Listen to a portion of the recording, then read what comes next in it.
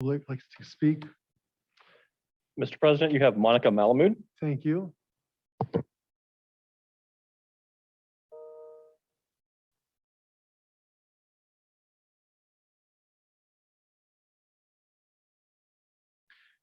Is she being promoted? Yes, she is. Thank you. Okay.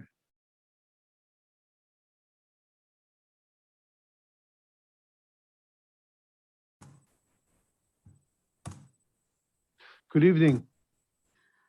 Good evening. My name is Monica Malamud. I teach Spanish at Cañada, and I'm the president of AFT 1493, the faculty union in our district. First of all, I wanted to comment on the discussion that just happened regarding DACA, that we as a union want to thank the district for your continued attention to the needs of our undocumented students. And AFT as a national union has had a long history of advocacy for DACA students. And we as faculty, we're very glad to be working with the district to support all of our undocumented students too. So tonight, I want to address two areas of significant concern for faculty.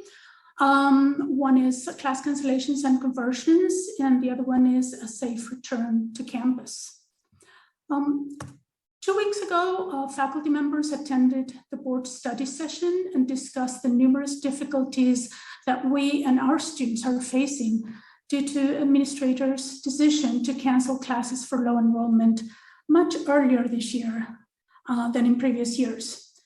According to enrollment reports that AFT has been requesting for several weeks, and which district just provided 2 days ago, well over 100 course sections have been canceled at the 3 colleges during the month of July, when many students have not even thought about signing up for classes. Sections that faculty know from experience would have filled if they had remained open were canceled. Sections with as many as 9 students have been canceled, one of them just yesterday, others earlier. According to our fall 2021 MOU, classes that reach an enrollment of 10 students will not be canceled. So apparently deans were certain that not a single student would enroll with 3 or 4 weeks to go before the beginning of a semester. In addition, our faculty spoke about the issue of being pressured to convert a course originally scheduled for online instruction to in-person format, even though our MOU for fall 2021 guarantees that the district will not compel any instructional faculty member who was originally scheduled to teach online to teach in person. Deans have mostly been calling faculty on the phone instead of communicating via email as usual to say that their course would be canceled if they did not convert, creating a situation in which faculty found it difficult to say no. Faculty who have agreed to convert from online to on campus have seen their enrollments drop, in some cases to 1 or 0 students after the courses were converted to in-person. So in these cases, converting courses to in-person is actually causing enrollment to fall. This week on Monday, members of the faculty at the 3 colleges met together with Chancellor Claire, Trustee Goodman, and Trustee Pimentel to discuss issues with early cancellations and conversion of courses, particularly the unintended and unanticipated negative impacts that the administrators' decisions are having on our students and on our district's enrollment.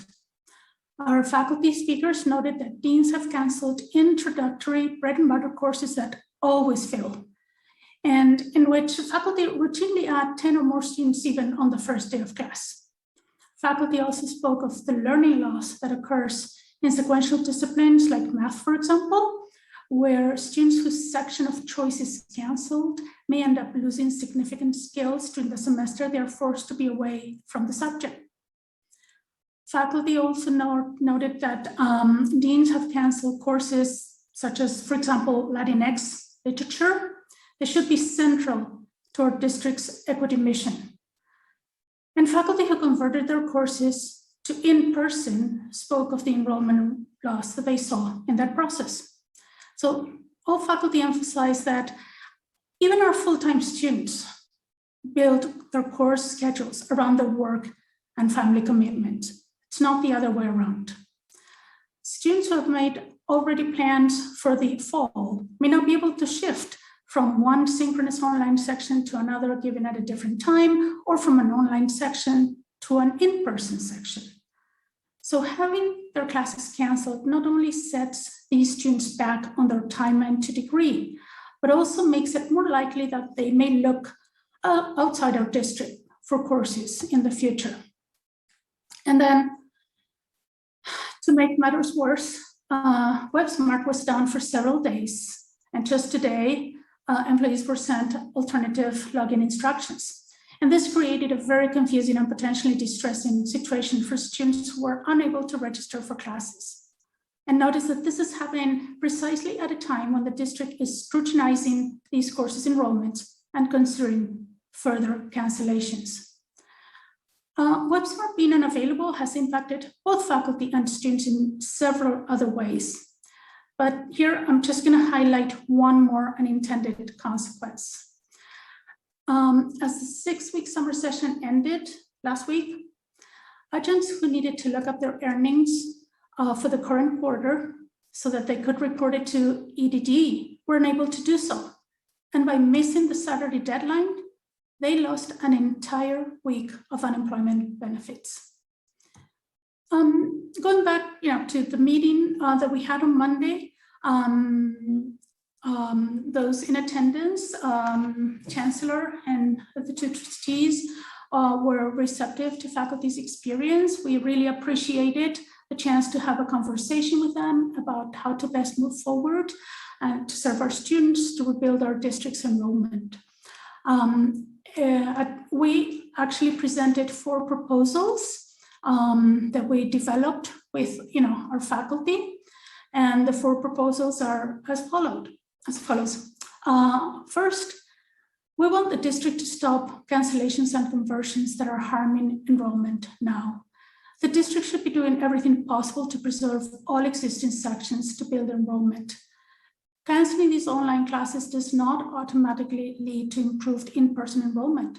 So preserving as many different modalities of classes as possible this semester will pay off in future semesters also to rebuild our enrollment. Secondly, we want to have courses that were converted, especially courses that lost students because of the conversion, to be restored to their online formats immediately, so that we can help those students who need the online courses and were enrolled in those courses that disappeared. Thirdly, we want to mention the issue of communication with students. Students haven't been informed in advance about cancellations and conversions.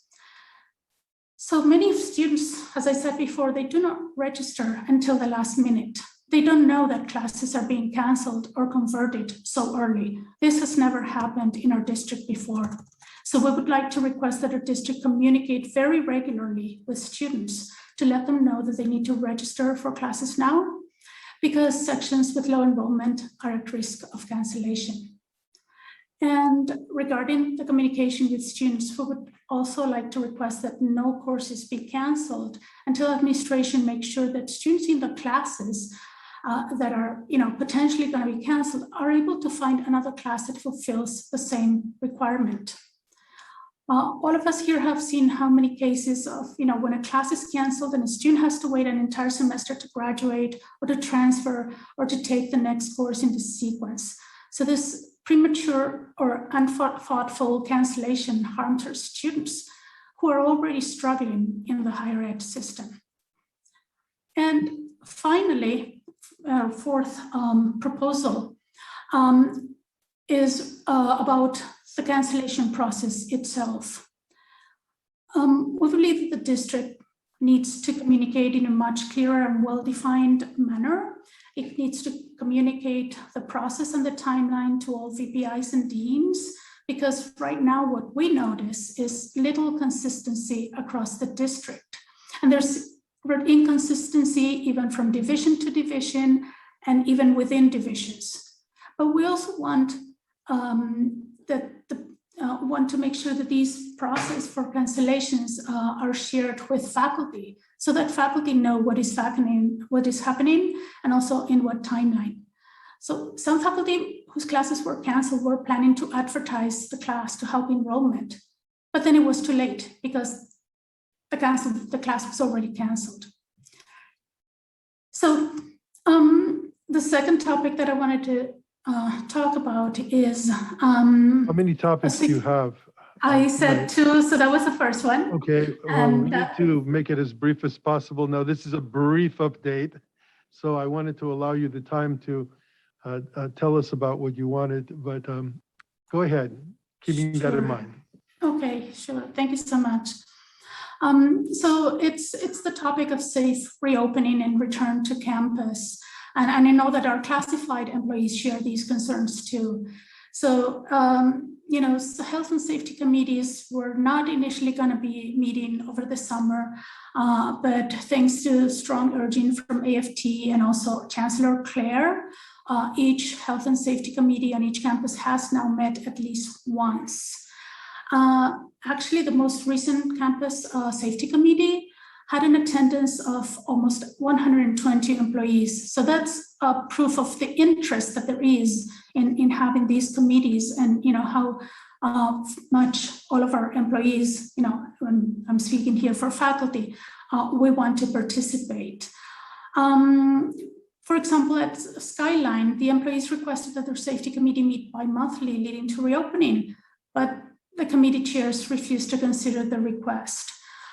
We see that agendas go out without input from employees. The meeting recordings are not posted. So we're thankful that the safety committees started to meet, but I think there is more progress to be made here if this is truly going to be, you know, functioning as participatory governance as we were promised.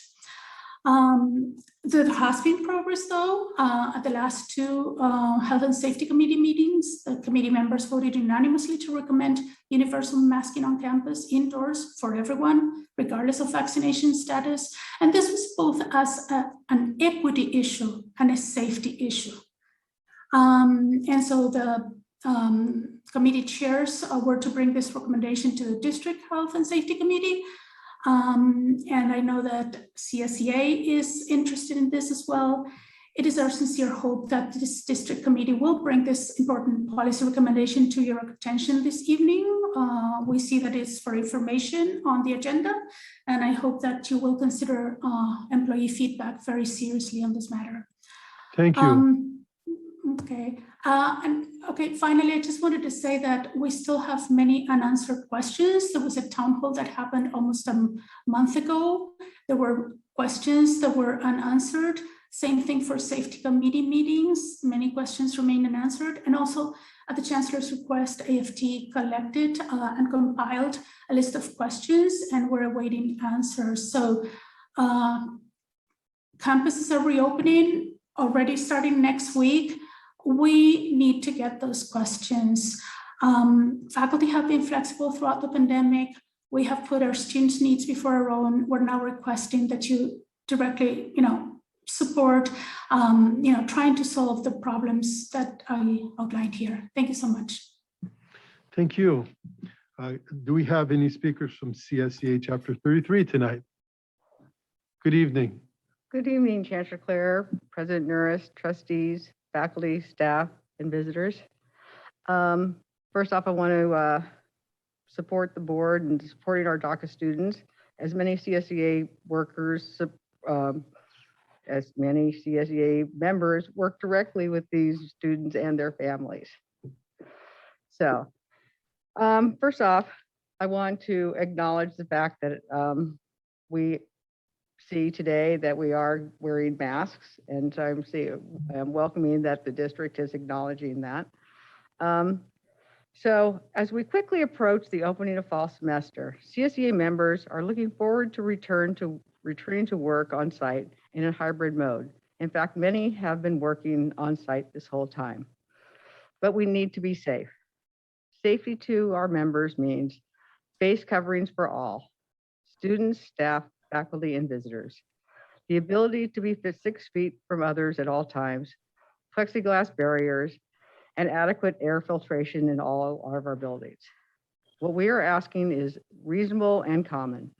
Most businesses have the working conditions that we are seeking.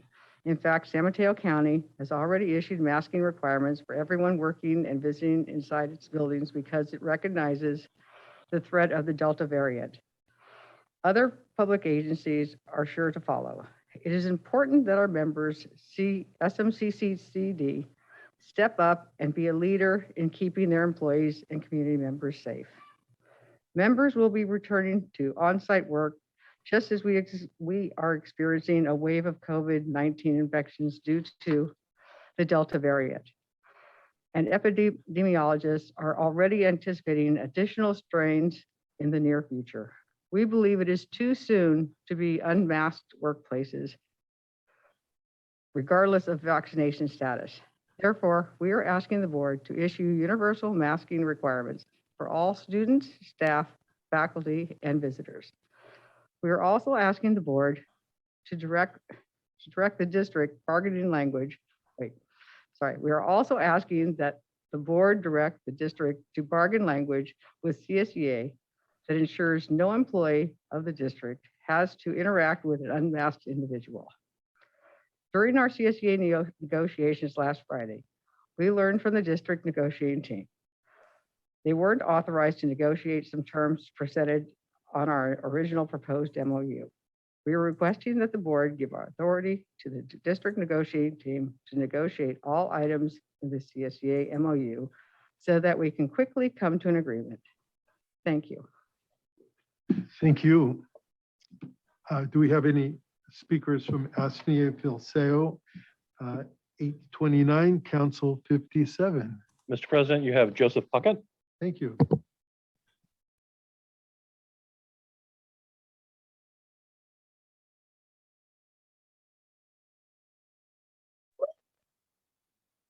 Hello. Yes, go Yeah. ahead.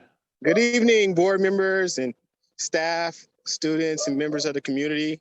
My name is Joseph Puckett. I'm the AFSCME president for San Mateo Community College Districts. I'm just going to be pretty brief. I just want to say on behalf of AFSCME, the grounds are beautiful and ready to accept students and staff there. We have been working diligently to get the systems in the buildings up to par for the teachers and the visitors on our campuses. And the buildings are spotless and clean. And we look forward to everybody coming back to campus safely, as the people from the members of AFT and CSEA have said, safely on campus. We look forward to seeing you guys' faces on campus, and we're all excited over here on our side. So with that being said, everybody have a great evening and a great day. Thank you very much for your presentation.